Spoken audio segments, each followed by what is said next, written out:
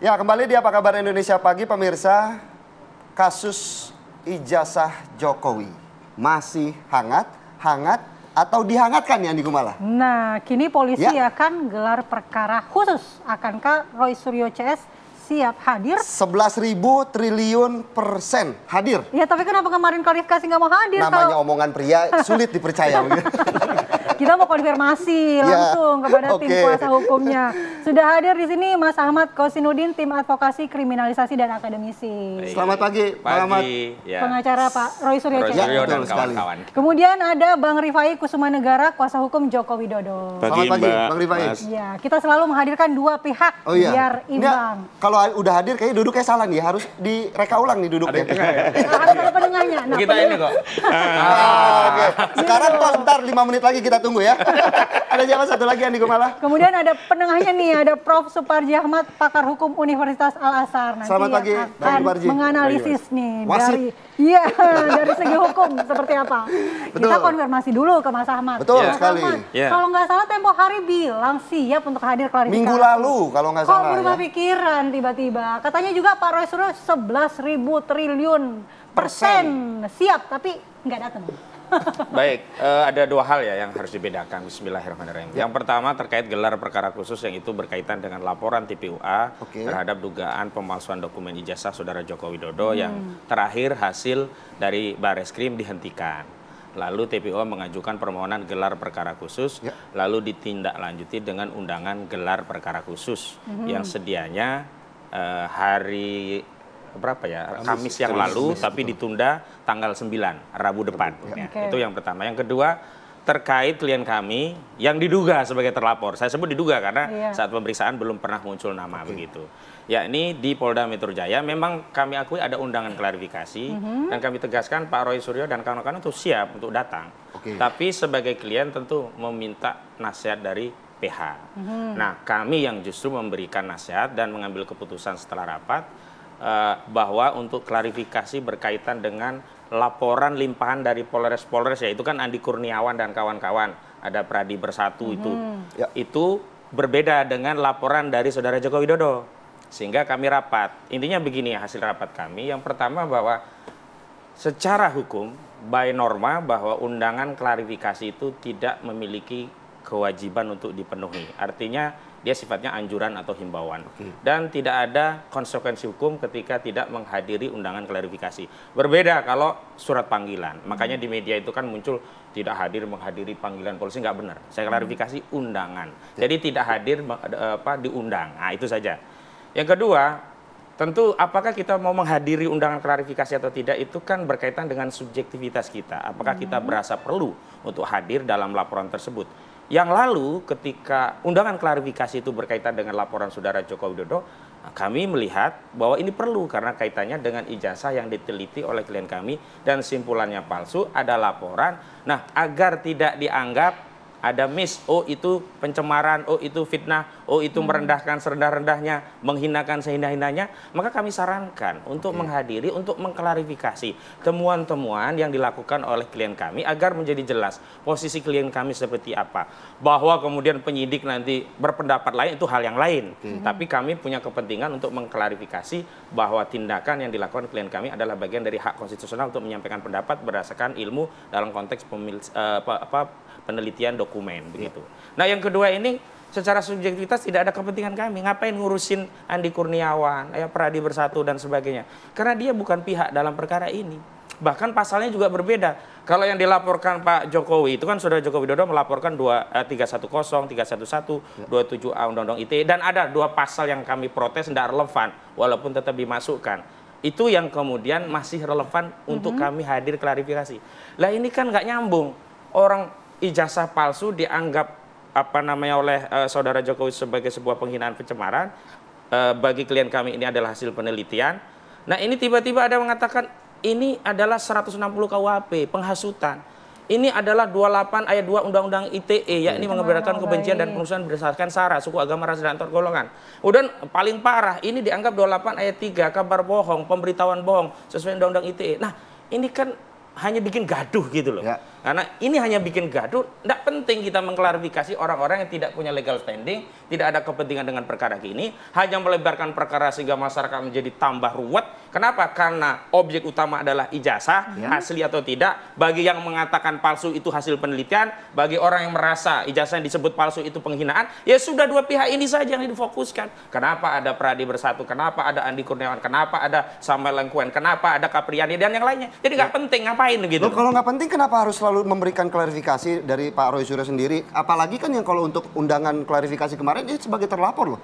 Kenapa dibilang tidak penting? Oh, belum ada. Kalau namanya klarifikasi itu tidak ada namanya terlapor dan sebagainya. Oke. Ingat, waktu zaman Pak Jokowi, ya, saudara Jokowi melapor 30 April 2025 lalu, itu kan disebutkan media terlapornya klien kami. Ini kan melanggar asas praduga tak bersalah. Oke. Begitu sampai penyidik ditanya, belum, masih dalam lidik. Ya. Inisial pun belum keluar. Inisial baru keluar melalui Kabid Humas Polda Metro Jaya. Oke. Yang Oke. tidak pernah keluar. Nah, yang kedua, ini pun sama kasusnya, baru penyelidikan atas laporan orang-orang yang saya sebutkan tadi. Oke. Kalau penyelidikan ya belum ada terlapor gitu. Hari ini memang narasi yang disampaikan oleh Pradi Bersatu, Andi Kurniawan dan yang lainnya tadi, oh sudah ada nama ini. Bahkan di media klien kami itu ada orang namanya Joshua Sinambela, ini akan jadi tersangka, ini akan sidang, ini kan semuanya melanggar asas Oke. praduga tak Oke. bersalah. Saya mau minta tanggapan dari Bang Rifai. Katanya tidak ada kepentingan, tidak ada kaitannya juga dengan Pak Roy Suryo, kasus-kasus dari Polres yang ditangani Polda ini. Gimana Bang? Ya, kalau saya nggak bisa mengomentari ya, karena memang kalau saya kan sebagai kuasa hukum Pak Joko Widodo dan sudah mengajukan laporan secara terpisah. Ya. Tapi kalau Bang Rifai melihatnya ini strategi barukah yang disiapkan oleh tim Roy Suryo CS? Oh ya, itu mungkin bagian dari strategi pembelaan masing-masing pengacara dan kita menghargai itu ya. Bahwa setiap pengacara kan punya sudut pandang sendiri, punya argumentasi dan strategi masing-masing ya. Nah, sekalipun memang yang cukup menarik memang adalah kalau dianggap yang di sana tidak punya legal standing, sebenarnya buat kami juga, kami melihat nggak ada legal standingnya tuh. Kemarin teman-teman TPUA melaporkan kami di Bareskrim gitu ya. Karena kan kalau bicara kepalsuan yang murni itu harus ada kerugian. Ada hubungan antara kerugian dengan si pelapor gitu ya. Di situ juga nggak ada legal standing di Bareskrim. Tapi sekalipun itu kami menghargai lah, namanya kita negara hukum, ada laporan kita hadapi.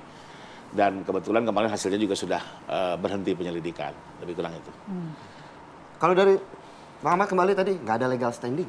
Ya, justru kalau dalam konteks TPO itu sudah ada tindak lanjut berupa undangan klarifikasi dan pemeriksaan bahkan sampai uji laboratorium forensik. Oke.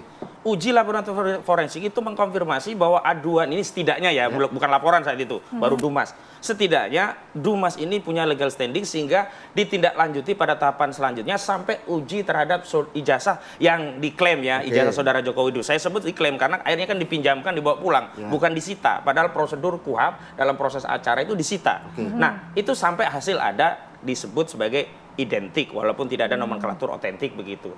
Nah, walaupun saat itu kemudian dikatakan ini sudah dihentikan, tapi begitu ada undangan gelar perkara khusus, status quo perkara ini belum selesai. Kita lihat nanti hasil gelar perkara khusus seperti apa gitu. Yang nanti akan dilaksanakan di hari Rabu 9 Juli 2025 dan kami sudah dapat undangannya. Dan kami sudah mempersiapkan timnya. Karena begini, ada dua undangan kan. Penundaan itu kan ada dua. Awalnya kami diundang, tapi yang diminta dihadirkan hanya Dr. Egy Sujana. Lalu kami mengajukan usulan kalau bisa sejumlah nama ahli dan lawyer yang menjadi PH bisa dilibatkan. Kemudian muncul undangan kedua di tanggal 9 yang kami kemudian diperkenankan membawa tim lah begitu. Nah, saya mau klarifikasi. Jadi keputusan untuk menunda itu bukan karena permohonan kami atau karena kami minta tunda, tidak.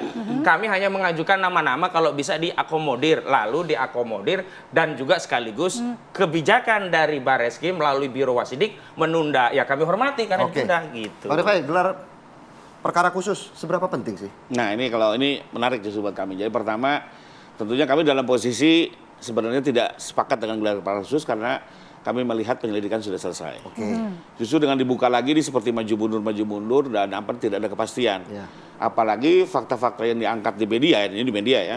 Saya lihat ini lebih kepada serpihan-serpihan yang tidak bisa menohok dua direct evidence yang sudah dimiliki, yaitu pernyataan Kepala Satuan Pendidikan sebagaimana Undang-Undang Sisdiknas yang berwenang memberikan ijazah. Kedua, hasil puslapor itu belum bisa dipatahkan.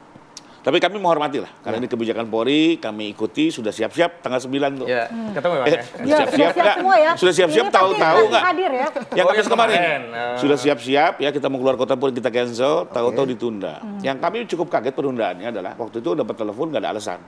Tapi kami lihat di media, di Kompas dan Detik, loh, karena ada permintaan TPUA untuk menghadirkan DPR, Komnas HAM dan Sejumlah Mas pihak.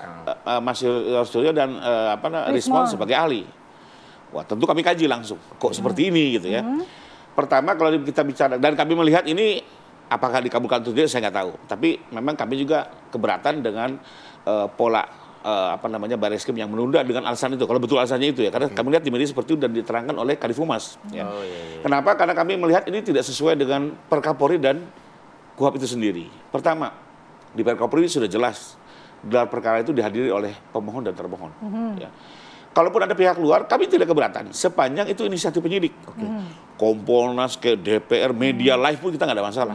Tapi inisiatif, jangan didesak atau didikte oleh TPUA. Kami keberatan, mereka harus independen gitu ya. Itu satu. Kedua, kalau berbicara Pak Roy dan Pak Rismon dihadirkan sebagai ahli, wah kami sangat keberatan. Ada beberapa alasan. Pertama, di dalam hukum KUHP tidak pernah dikenal adanya ahli yang diajukan oleh pelapor. Ahli itu hanya diajukan oleh dua pihak. Satu penyidik, dua tersangka atau penasihat hukum. Gak ada pelapor boleh bawa-bawa ahli itu, gak ada ceritanya itu di KUHP. Ya, semua penegak hukum tahu, nanti boleh tanya Prof itu ya. Lalu kedua, kami justru melihat dua orang ini tidak memiliki kompetensi dan kapasitas. Kenapa? Karena ijazah ini adalah barang analog. Jadi kalau memang mereka betul-betul ahli forensik yang bersifat analog atau konvensional, kami menghargai. Tapi kan mereka sudah mengklaim diri sebagai digital forensik. Jadi sudah nggak nyambung gitu ya. Saya kasih ilustrasi misalnya kalau ada mobil bekas nih. Kalau kita mau lihat kualitas mobilnya apakah pernah nabrak atau tidak, tentunya kan kita langsung melihat mobilnya. Bukan difoto secara digital lalu dianalisis oleh ahli digital. Jadi ahli digital juga harus tahu diri bahwa dia ada tempatnya. Lama-lama kanker otak pun seolah-olah bisa dianalisis oleh mereka hanya gara-gara foto kan. Ini kan beda-beda, ada dokter forensik, digital forensik, forensik konvensional ya. Macam-macam gitu. Nah, ada psikolog forensik juga gitu ya. Nah, yang ketiga, ya kami lihat tidak melihat mereka punya kapasitas itu. Kedua juga dari segi pendidikan, ya mohon maaf, ini nothing personal. Pendidikan kan tidak linear dengan ilmu forensik gitu ya. Yang ketiga, kami melihat justru selama ini mereka sudah tendensius, ya, bahkan subjektif dan berbau politis. Karena beberapa statementnya itu sudah ingin mengasingkan Pak Jokowi, menyerang anaknya Pak Jokowi. Jadi sudah lari dari objek penelitian. Ya? Karena syarat ahli menurut KUHP, dia harus independen, objektif dan menguasai bidang yang mau diteliti. Kalau menurut KUHP kita mau minta pendapat dari Prof. Suparji. Nanti apakah ada dasar hukum untuk menghadirkan Roy Suryo CS dalam gelar perkara khusus ini? Tapi kita jawab usai jeda ya, Prof. Saat lagi pemirsa.